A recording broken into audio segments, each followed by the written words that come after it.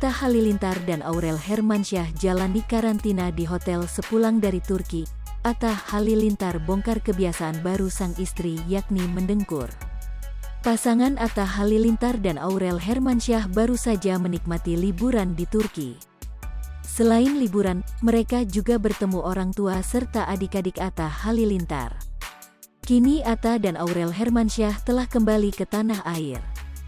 Keduanya lantas menjalani karantina di hotel sesuai peraturan pemerintah. Belum lama ini Atta dan Aurel membagikan aktivitas mereka selama karantina. Aurel tak memungkiri adanya rasa bosan. Namun, ia tetap menjalaninya demi kebaikan bersama. Kalau dulu lockdown di Cinere tuh enak, di rumah gitu ada pemandangan. Kalau ini di kamar doang enggak tahu mau ngapain, cuma makan tidur, udah gitu doang, ungkap Aurel seperti dikutip tribunstyle.com dari YouTube Selasa tanggal 11 Januari tahun 2022. Atta pun bingung harus membuat konten apa selama karantina.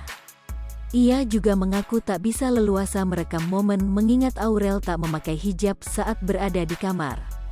Aku kalau kemalaman mau rekodkan Empok Nur, Aurel, enggak pakai jilbab, jadi aku enggak bisa kayak tiba-tiba ngevlog gitu, ujar Atta.